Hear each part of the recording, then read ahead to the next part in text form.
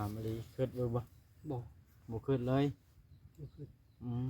เห็นผู้สาวงามอย่างนี่คิดมักอยู่บ่บ่มักอีก บ่มา อืมมันเขาบ่เอาเฮาดอกเนาะอย่างหนึ่งก็เนาะ โดย เลยบ่กล้ายอกบ่ โดย เอา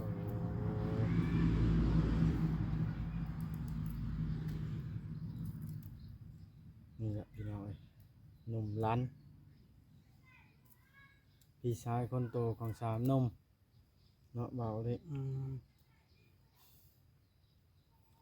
จักไปทางใดหนุ่มแป้งไงแจ้งตามาบ่เห็นรถ เจ้าเห็นบ่หนุ่มปอกิน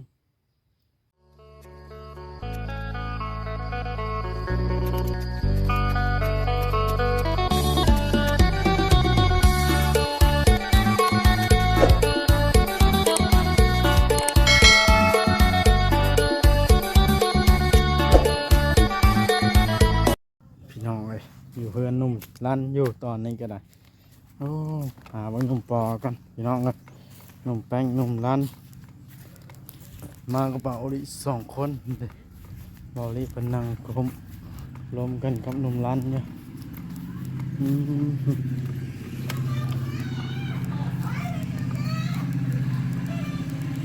เสียงยังนั้น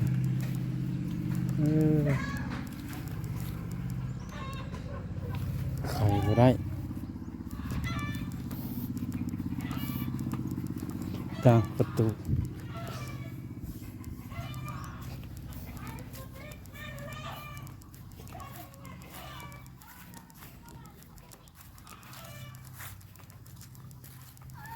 ตรงไหนตรงหน้า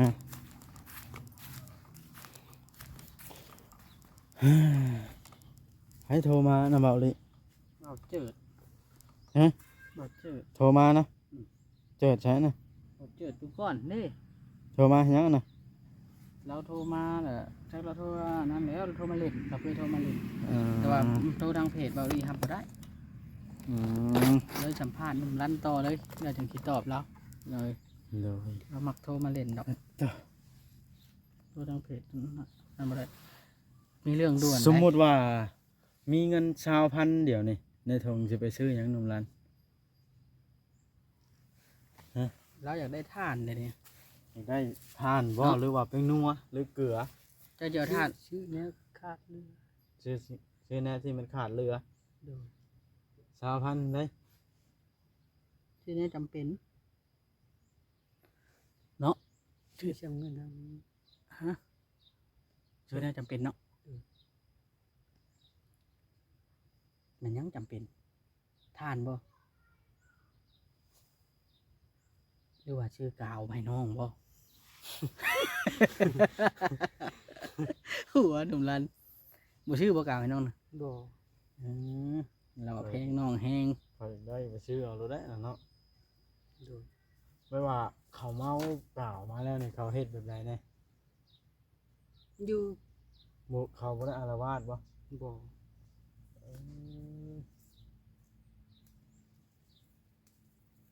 ไม่ว่าคำบ่ได้ดมนี่เขาอยู่บ่ได้บ่หรือว่าใดต้องไปหาเลยบ่ ไปหายังขายซื้อกาว หานั่นหานี่ไปขาย โดย ซื้อกาวเหงาดิ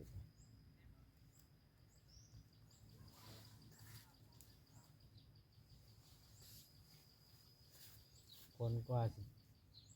ซื้อกาวได้บ่แม่นเรื่องธรรมดาได้เนาะมาเอาดิ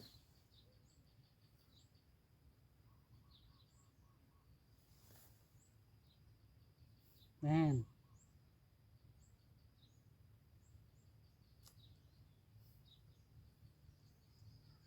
ถือว่าอันถ้ามีเงินหด1,000นี่มันไปซื้อข่าวหรือว่าน้องจ้ะนะ ไปจักน้ำข้าว เมื่อนั้นคือเห็นขนมอยู่จ้ะ จักข้าวนึงมา มีตังค์นำเขาเนาะเจ้านำบ่ได้เอาให้เนาะ โดย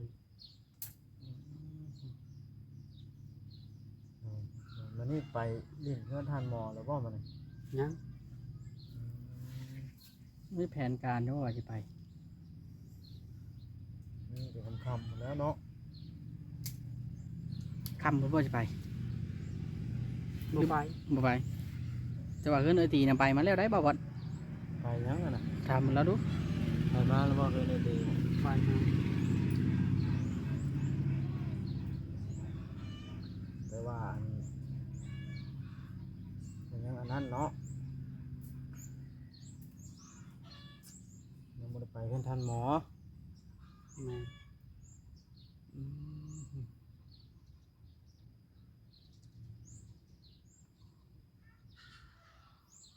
ให้ตนเนาะ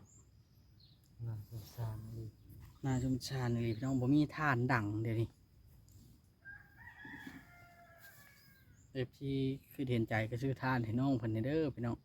เมื่อว่าเนาะ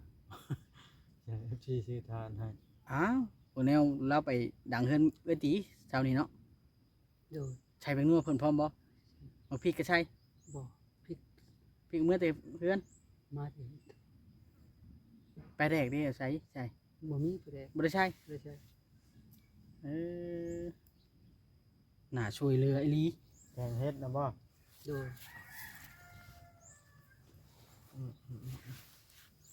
โอ้ช่างเป็นเนาะ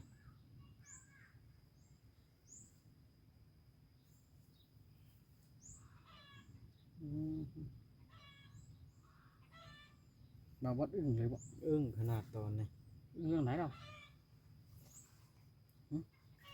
อึ้งในบอลที่ว่า เรื่องไหน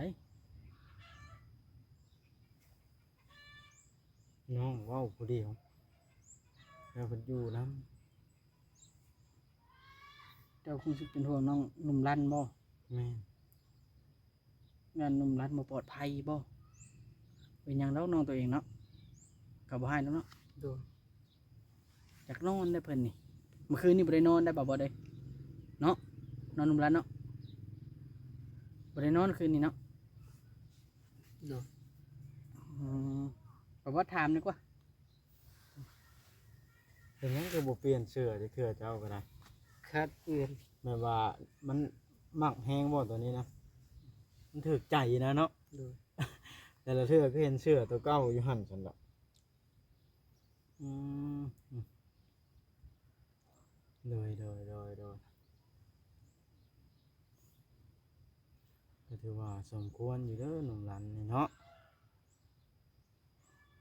ช่วยเพื่อนไปได้บ่บัด ที่ว่าดูแลหักแพงน้องหั่นล่ะเข้าก็จนเชื่องไว้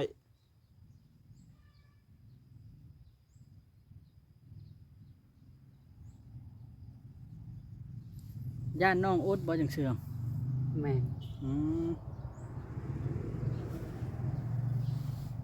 ย่านน้องโอ๊ต ย่านตัวเองพร้อมแล้วเนาะ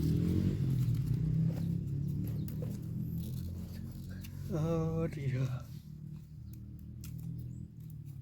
อย่านน้องโอ๊ต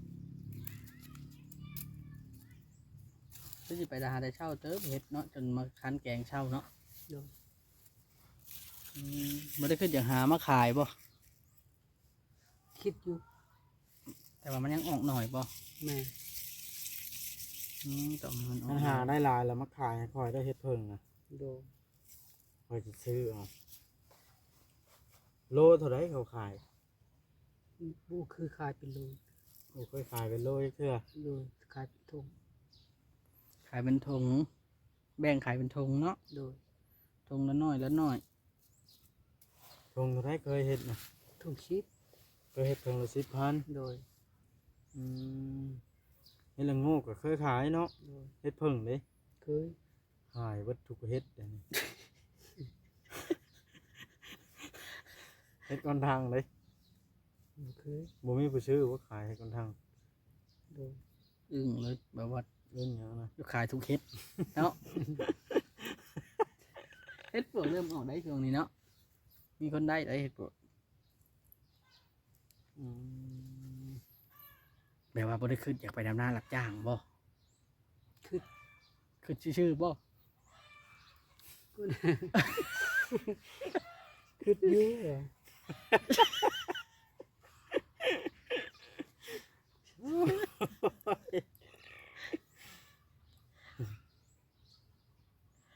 แบบถ้ามีคนจ้างนี่ในบ้านนี่ไปบ่ ไป ชวนหนุ่มปอกับลุงแป้งไปพร้อมบ่ บ่ชวน เป็นจังได๋ ชวนยันเขาบ่ไป ให้เขาค่าแบบพักผ่อนบ่หรือว่าไดปกติเขาเป็นคนมักพักผ่อนเนาะ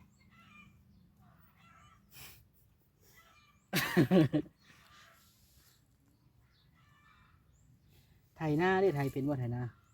เป็น สมมุติบ่าวบอสชวนเมื่อไถนาเนี่ยเมื่อบ่บ่าวบอสจ้างนี่ เมื่อ มือละแสนแบบนี้เนาะบ่ปะเนาะเข้าไปนั่งให้เพียงแค่ที่นั่งเฮ็ดแบบน่ะบ่าวบอสคอยให้บ่าวบอส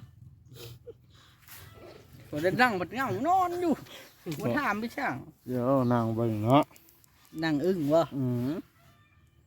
นั่งอึ้งเห็นหยังอะน่ะ ถ่ายเนาะคอยอันนั้นเด้ อืม ไปออกไปน้อยเดียว อืมอืมอืมอืมอืม ถือว่ามีเหตุผลนะเจ้านี่เจ้าย่านน้องเจ้าอดเราบ่อยากให้น้องขาย แม่นแม่น ถ้าสมมุติว่าคันขายอีกบาทนี้นี่สมมุติว่า ค่อยจะค่อยช่วยเหลือด้านกาวบาทนี้ ซื้อกาวมาให้โลดกันว่าค่ะมาขายเนาะ หัวนุ่ม รู้แนวใดก็สิซื้อกาวอยู่แล้ว บ่ได้ได้แบบนั้นเนาะ เออ น้องเอ้ยหน่อไม้หน่อแมงน้ำแก้วกันหลายอืมอืมอืมอืม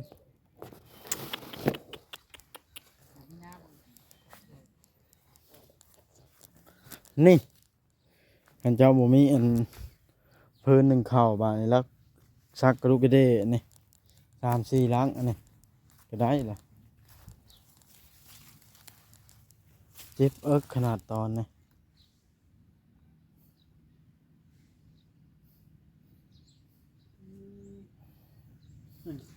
ขายยอมไปก็ได้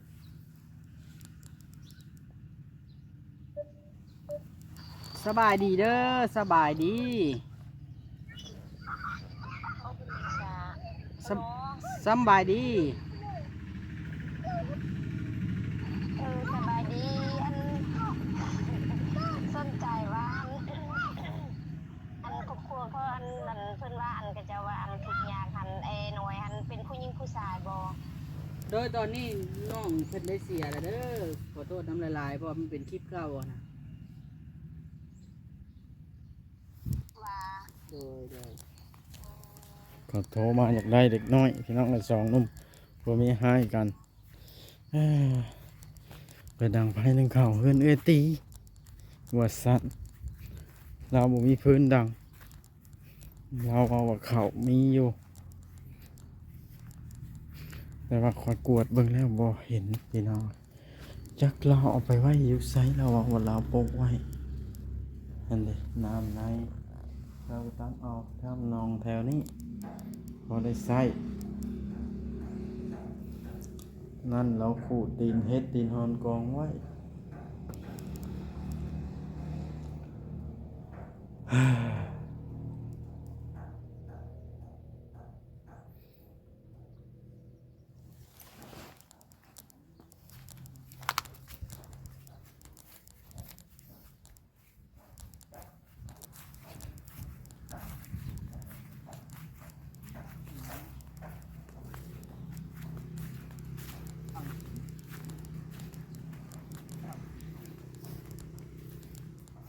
ของนี้เป็นเขากินแต่ว่าได้แต่ว่าจะได้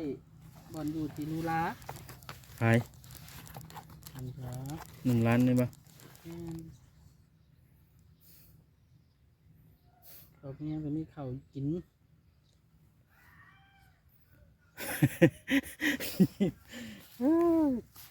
ื่องสิถามเลยถามหนุ่มร้านกันไปได้หนุ่มร้านบ่ได้คิดอยากได้ลูกได้เมียบ่ถามอะไรคิดบ่บ่ บอก บ่คิดเลยอืมเห็นผู้สาวงามอย่างนี่คิดมักอยู่บ่บ่มักอีก บอกมา อืมมันเขาบ่เอาเฮาดอกเนาะอย่างหนึ่งกันเนาะ ดู เลยบ่กล้ายอกบ่ ดู เอา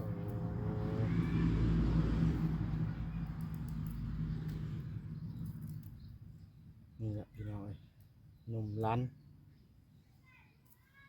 พี่ชายคนโตของสามนมเนาะเบาดิ จักไปทางใดน้องแป้งไงแจ้งตามาบ่เห็นรถ เจ้าเห็นบ่หนุ่มปอกิน อยู่เพื่อนฮะ นั่น บ่เห็นแล้ว เพิ่นไปแล้วบ่ อยู่ในอยู่พุ่นน่ะมาเนาะ อืม เพราะว่าเพิ่นเคยพักผ่อนเด้พวกนี้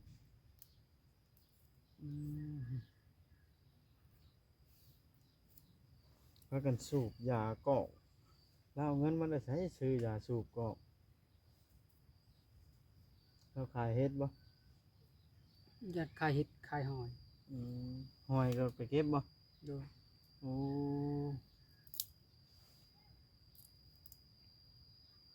ถือว่าดุเนาะ ธรรมดาอยู่จ้ะ หาเงินมาซื้อยาสูบเอาเลย เนาะ ก็คล้ายๆกว่าบ่หาได้บ่ได้ พันกว่าบ่หาซื้อหอยเด้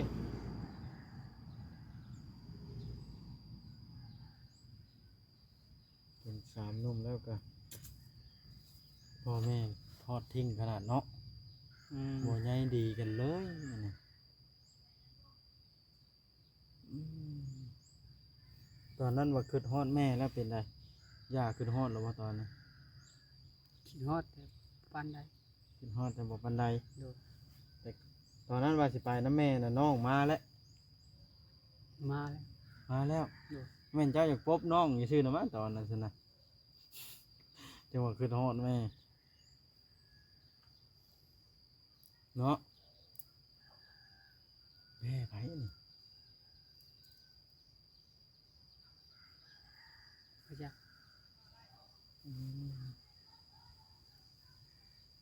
บ่จักว่าแม่ไผบ่บ่เอ้ย อยากมาเข้าเฮือนเจ้าอยู่หั่นบ่ โดย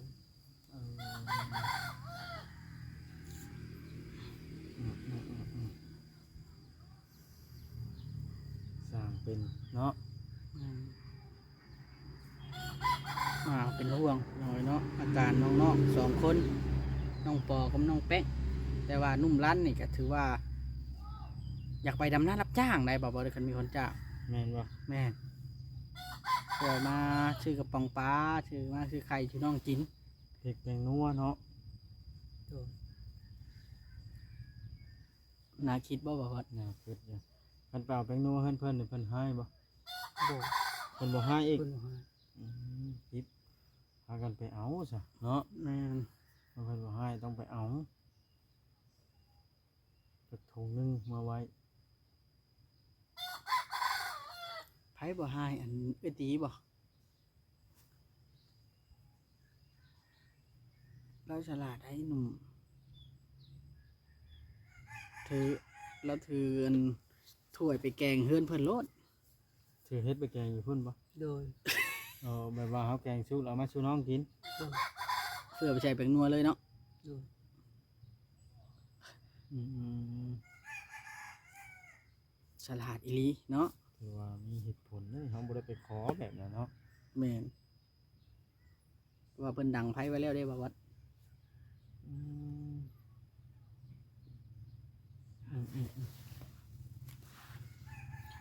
หน้าไผจะติดเฮือนให้เจ้านี่ว่าหน้าให้เจ้าให้คนเฮ็ดบ่ มาแต่เจ้าบ่ บ่ อยู่ใช้นานแต่เจ้า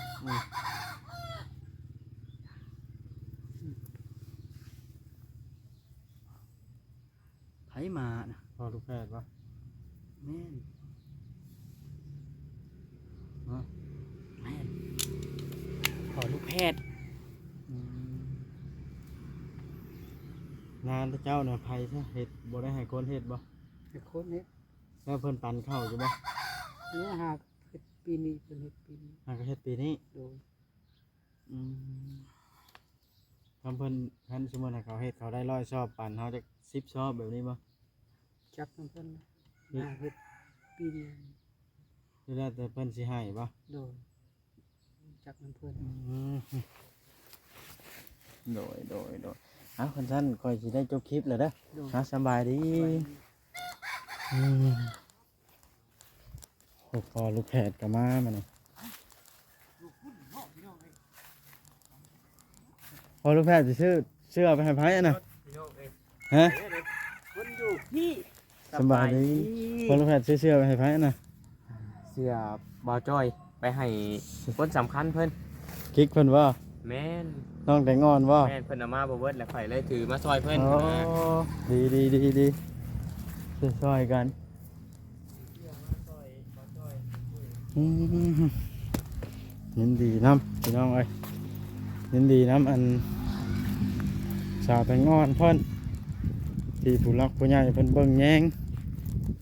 โอ้นี่ละบุญของเพิ่นพี่น้องเอ้ยไปให้ฝนตกห้ามอีกก็เป็นแล้วแบบนี้เสียดายของโมเมนต์ของถึกๆเสื้อผ้าหน้าแพรโอ้โดยอ่ะโอเคพี่น้องไอคลิปนี้ก็จะได้จบคลิปลงแล้วซ้ำนี้ละพี่น้องเลยคลิปหน้าจะพบพ่อกันเนาะเป็นไม่เมื่อยมานี่มาแต่ลูกก้าแล้วพี่น้องเลย